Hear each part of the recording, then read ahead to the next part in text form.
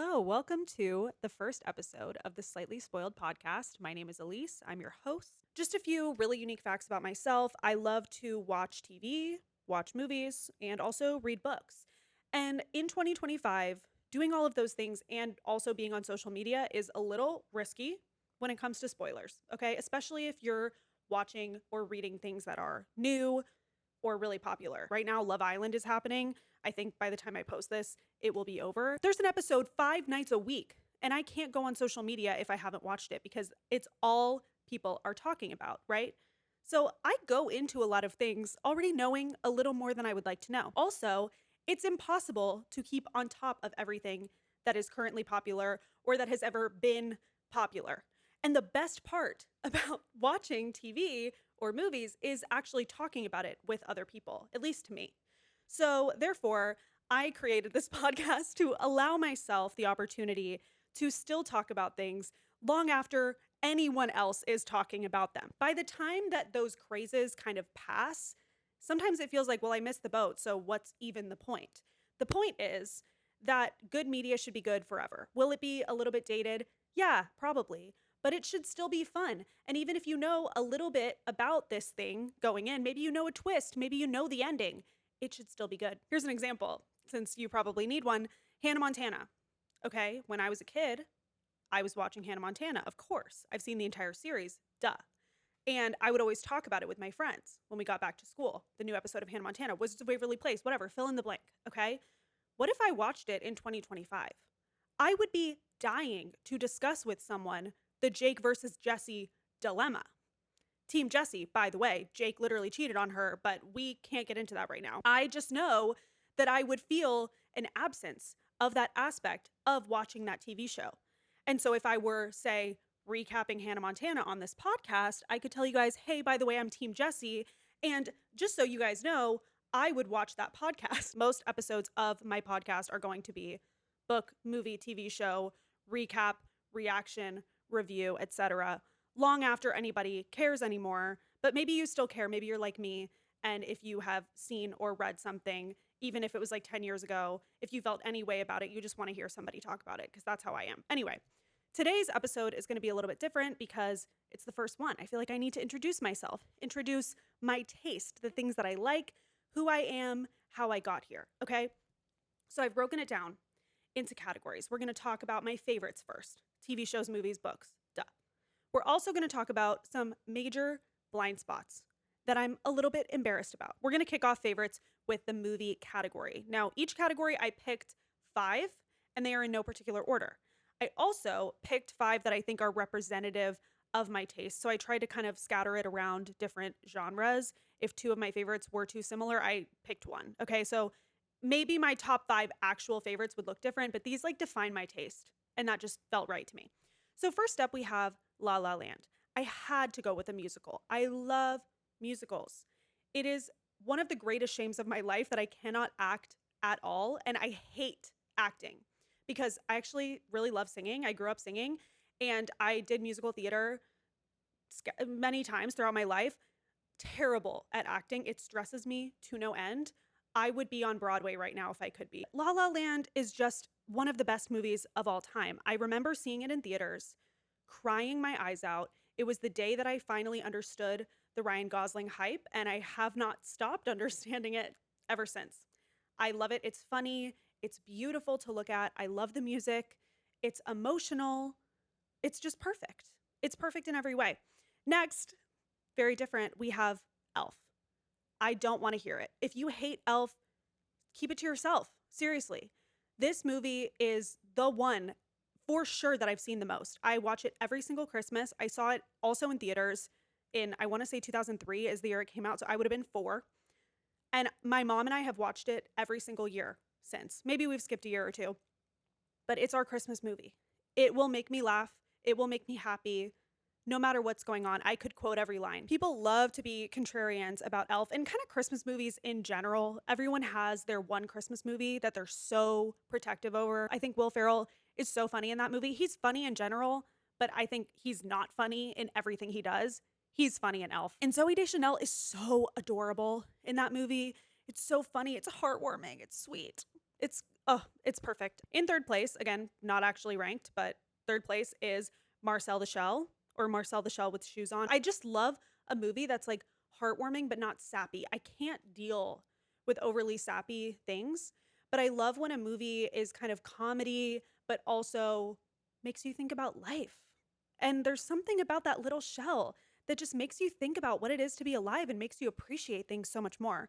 And the reason that it's so meaningful to me, even though I've only seen it once, is because I grew up watching those like little YouTube shorts of Marcel the Shell. I vividly remember my friend Hannah in seventh grade introduced me to Marcel the Shell.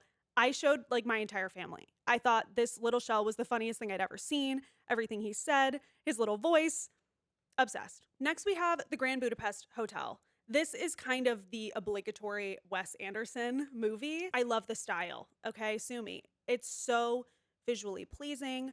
I love the kind of quirk to it. I love the individuality of all the different characters. I love the stories that he tells. Like, they're just so unique. And there's something about the Grand Budapest Hotel, the way the story's told. It's just so interesting and cool. I love how he does like flashbacks in all of his movies. It's my favorite one, kind of by far, actually, but I love him. Speaking of favorite directors, another one that's definitely in the running would have to be Greta Gerwig. So I chose Lady Bird. I also love Barbie. I love Barbie. I saw that movie 3 times. I loved it more each time I saw it. But for me, Lady Bird is the pick because it just feels so real. I feel like the two movies that sum up being a teenager the best and feel the most authentic to the experience are Lady Bird and Eighth Grade by Bo Burnham, which is, I guess, technically like a tween, not a teenager. But both of those movies, man, do they feel like I'm watching my own life. Even though Lady Bird is not actually that similar to me as a person, there's something so raw about her. Her relationship with her mother is so like complex and interesting. It captures so well that feeling of being 17, 18 and just being like, I'm going to show everyone I'm about to live my own life. And it's this idealistic version. And then when you're actually doing it, like it is exciting, but there's so much about it that's really heartbreaking. And a lot of times you don't realize in the moment all of the things that are heartbreaking about it because you're so focused on getting all of the positive things out of it. And then you're kind of living a different life. You're away from everything you've ever known. Oh, I could cry. And it's also really funny. And I love that there is kind of like romance throughout it, but it's so not about the romance. Like, it's not, there's no right guy in the movie. There's a little romance and then it's over. And that's so teenager of Lady Bird. So those are my top 5 movies. Bangers, every single one of them. Next, we have TV. And this one is probably the most eclectic list. And when I say eclectic, I don't mean that any of these are deep cuts, because they're certainly not. But a lot of these are like very meaningful to me from a long time ago. I would not consider several of these to be all time best, but they are important to my life and they have defined my tastes. The first TV show, which is not actually one show, it's a couple of different shows. And the main reason for the disclaimer I just gave you is the Bachelor franchise. Listen, hear me out, okay? I started watching The Bachelor on Ben Flajnik's season, which I want to say was like 2009, maybe. I have not checked. I have watched pretty much every season since then, and there's something extremely comfy cozy about The Bachelor. Is it like super outdated? In a lot of ways, it absolutely is. And nobody talks more crap about the Bachelor franchise than I do. The past couple seasons have had many, many problems, and I talk about it on social media and to my family and friends. Like, it's not like I have no complaints about this show, but it is one of the most consistent shows and franchises throughout my life. And I feel especially inclined to put this on this list as a result of the most recent season of Bachelor in Paradise. I'm pre-recording several episodes of this podcast before I start actually publishing, so I have no idea where in Bachelor in Paradise we are. I'm sure it's still airing. When I'm talking to you right now, I've seen one episode. One episode has come out. And it is not the show that I know. And do I think Bachelor in Paradise has been an amazing show? I don't. Like, I see so many issues with it. It's kind of boring sometimes. Like, there are whole seasons that aren't really anything, but it's just a staple of my life. And watching this new version that feels like nothing I've ever seen in the Bachelor franchise, it's too high quality, it's too produced. And then also seeing flashbacks to previous seasons of Bachelor in Paradise, like that feels like my house. I feel like I was nursed in a palapa and now I'm in this like weird pool deck in Costa Rica. Why are we in Costa Rica? It's Mexico, you guys. It's Mexico. So anyway, I don't want to be a hater. I understand it needed to grow and evolve. I'm one of the people who's been saying that, but I think I realized just how much the Bachelor franchise means to me in a weird way when I saw that first episode. I haven't even finished it, actually. I need to go back. Another show that means a lot to me and has been with me from the beginning is The Office, which I started watching the summer between 7th and 8th grade for me, which was 2012. And I had a friend who lived down the street. Her name was Parker. And we like weren't really close friends in school, but we discovered that we lived really close to each other. So we spent a lot of time together that summer and then like never again. She was obsessed with The Office and she tried to get me to watch it. I started watching the first season and I was like, this sucks. This show is so awkward and cringe. I can't watch it. She's like, no, no, no, no, no. Elise, you got to keep it going. So I did. And I actually ended up watching it with her. I would like go over to her house and we would watch The Office. And I feel like we probably watched the first like 2 to 3 seasons together. And it did not take me long to start realizing why she loved this show so much. I watched it all the way through, probably 2 to 3 times. I then watched it with my mom. When I went to college, I watched it quite a bit. It's such a comfort show for me. I've watched it with my fiance. Side note, my fiance's name is Aaron. From now on, you guys know Aaron. Aaron is my fiance. I'm not going to say the word fiance again. I hate it. It makes me feel like, oh, my fiance. It's just a great show. And I think in a lot of ways, I compare other shows to it. Slow burn romance. Does anybody have anything on Jim and Pam? The idea of there's a lid for every pot. Michael and Holly, okay? You see this character, Michael, be so weird for so many seasons. And then you see him meet his match and it's beautiful. Does The Office have flaws? Yeah. Does it have seasons that are better than others? Of course it does. But the ensemble cast, the talent on that show, the comedy writing, I mean, there are episodes in that show that are so genius. I could watch an episode of The Office every single day for the rest of my life and still find new things to love about it. My final incredibly basic pick, just to get it out of the way, is going to be Severance. Okay, this is the only show on this list, aside from The Bachelor, arguably, that is still ongoing. The Bachelor, like the death rattle, we're hearing it. Okay. But also it's a season by season show. This is scripted. Severance is exactly what I'm talking about when I say that talking about something and being a part of the social media conversation is one of the best parts of the show. I did not watch season 1 when it came out. I actually started it at the end of December of 2024 with Aaron. We binged it. Like we became so obsessed, addicted. It was all we wanted to do to watch Severance. And we finished the last episode of season 1, which if you know, you know, on the night of the season 2 premiere. So we went straight in from binging to watching week by week. And it was so much fun to see all the fan theories. Obviously, I can't wait for season 3. But this show is just such a perfect combination of everything that I love. There are parts, especially in season 1, that feel kind of like horror, which I love. There's no horror on this list, but I love horror. There's like dystopian, a lot of really interesting kind of dilemmas, ethical things to chew on and to discuss. Again, I love to discuss. I made everybody watch Severance that I know so that I could discuss it with them because it's so good. There are really human relationships and conversations. It's funny at times. You get connected to like the characters and the relationships. It's just a perfect show. The suspense, the twists, the turns, it's so creative. I love Severance. To me, it can do no wrong. It hasn't yet.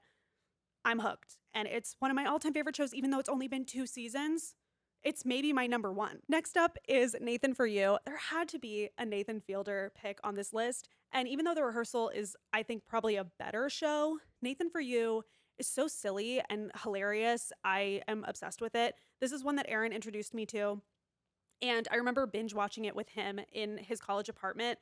And this is embarrassing. I got probably 3 to 4 episodes in before I realized that it was like not scripted. Nathan Fielder, comedian who went to business school, is giving businesses advice that is arguably terrible, but so hilarious. And these businesses are struggling, so they take the advice. Okay. So, like, an example, and probably one of my favorite episodes, there's a realtor. Nathan recommends to her that she rebrand herself as the ghost realtor to kind of set herself apart from the field because people will love to see the status of the house in terms of ghosts slash entities. So they will want to know if there's a ghost haunting it, because for some people they want that. And other people who don't want that, she can be like, hey, just so you know, the entity has been exorcised.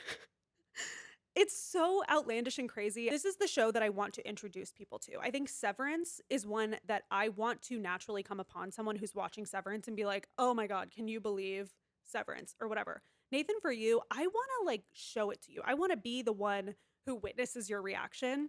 And sometimes it doesn't land. Like, I tried to show this to my mom and she didn't get it. She was kind of uncomfortable, I think, with the ethics of it, which I totally get. It is a little bit questionable.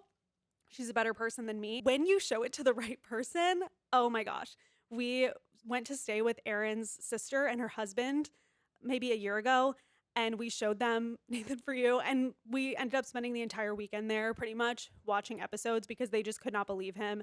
And it's so much fun to see reactions of people. They also have a lot of the individual clips on YouTube, so sometimes I would like show old coworkers or something, just a clip. Nathan Fielder, genius. Okay, generational talent. Again, the rehearsal is also excellent, but I gotta say Nathan For You.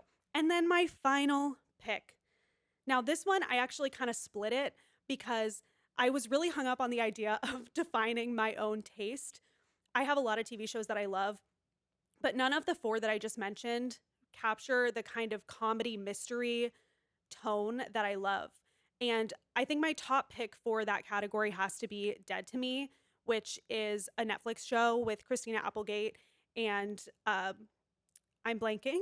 What is her name? Oh my gosh, she was Velma from Scooby Doo. Why do I keep thinking Jennifer? Linda Cardellini is who I was thinking of. Thank you, Google. She is such a good actress, and I love her chemistry in this show with Christina Applegate. The premise of this show is so dark. I don't want to say what it is because you should just find out for yourself if you haven't seen it yet, but it is so dark at times, so twisty, and genuinely hilarious.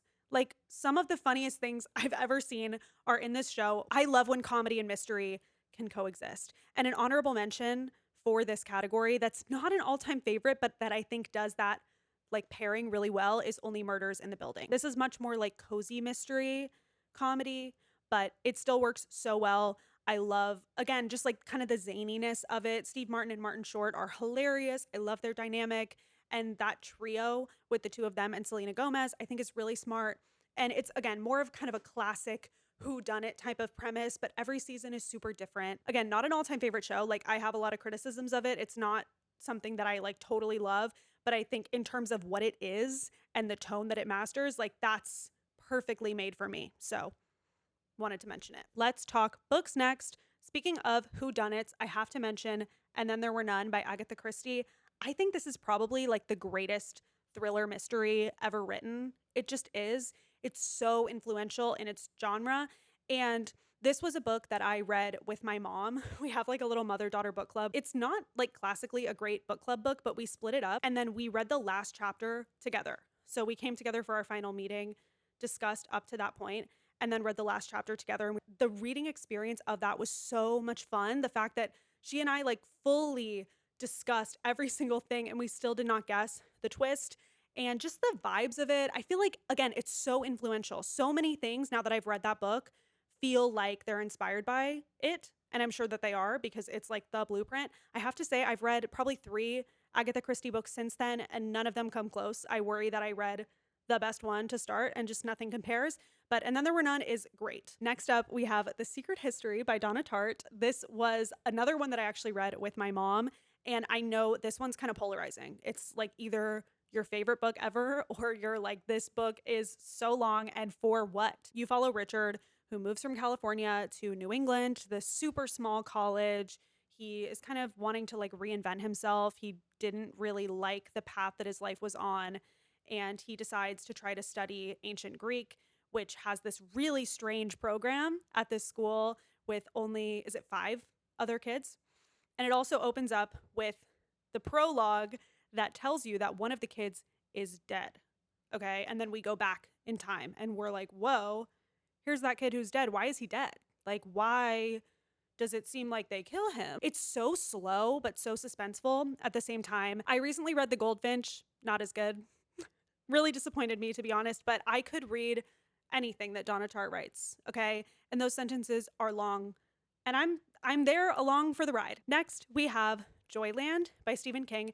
I've read a lot of books by Stephen King, and some of my least favorite books of all time.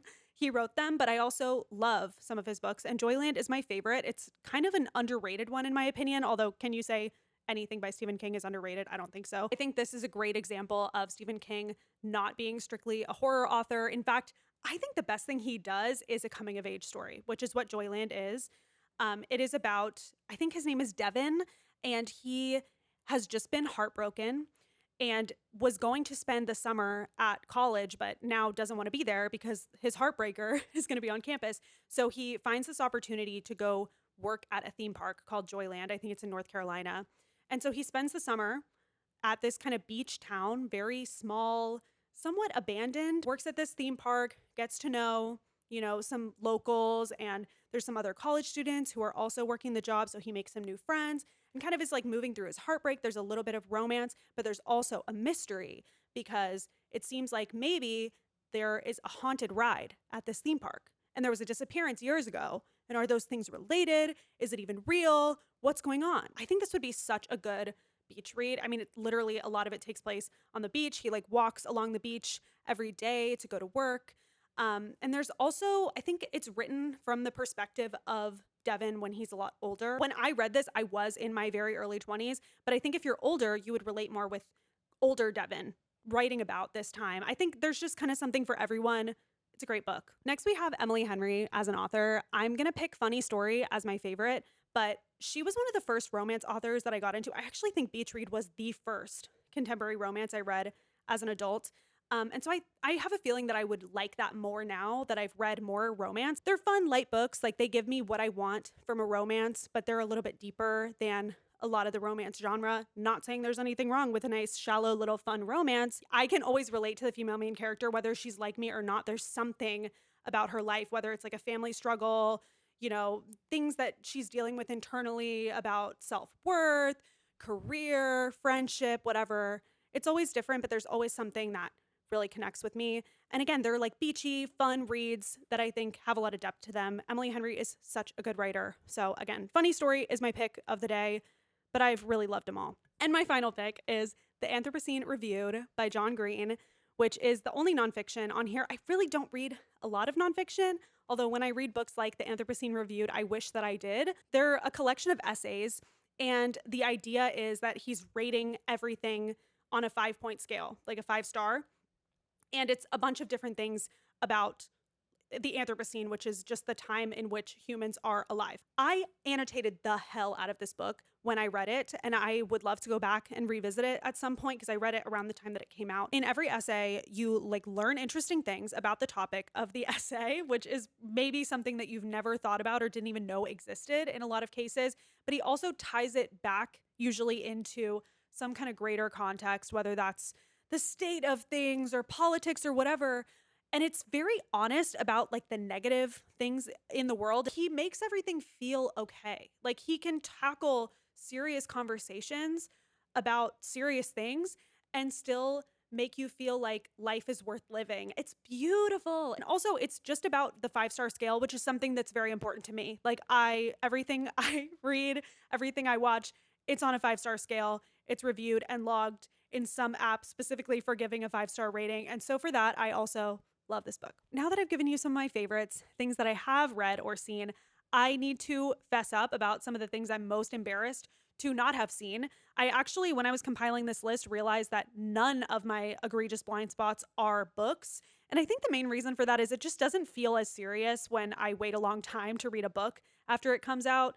there isn't the same kind of online discourse. Not to say that there aren't books that I'm embarrassed to not have read. There absolutely are. With movies and TV shows, it just feels like there's this little flash in the pan that you want to be a part of. First up, and probably the worst, is I've never seen even one episode of Survivor. This is like the biggest reality show ever. I love reality TV. I know that I would love Survivor. If you are a Survivor fan, please tell me, how do I get into it? There are like almost 50 seasons at this point. Where do I start? Do I start at season 1? What is the best season to start with?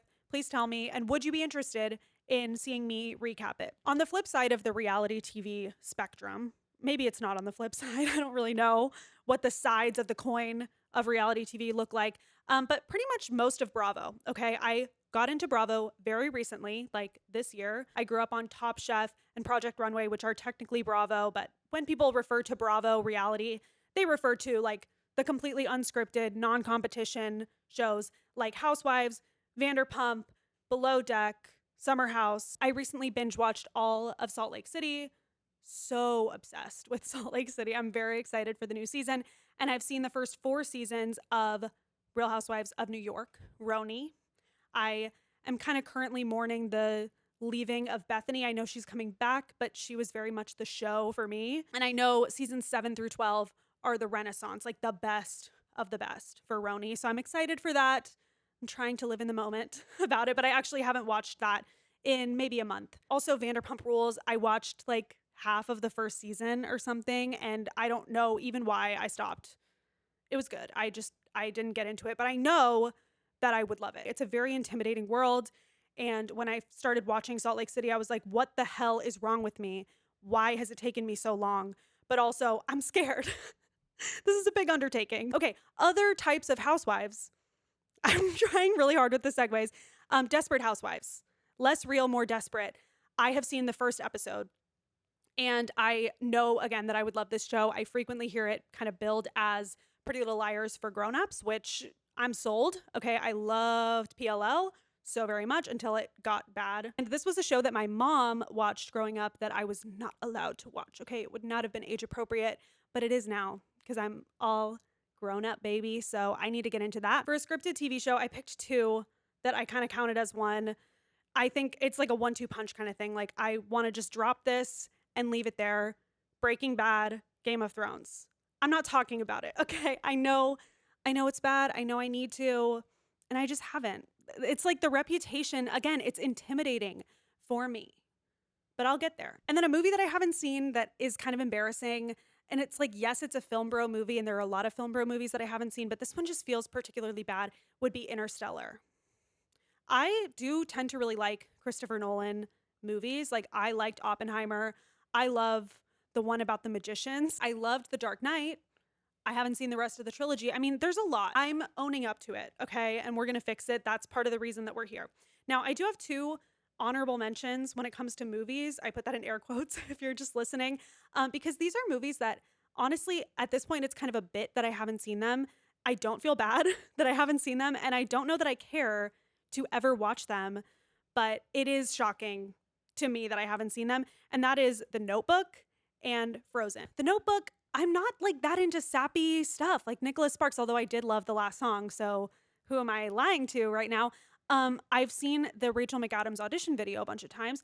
I love Ryan. I almost said Ryan Reynolds. No, I love Ryan Gosling. Frozen, I feel like I have seen it. I was a freshman in high school when this movie came out. I remember the Let It Go craze. Like I know Love is an Open Door.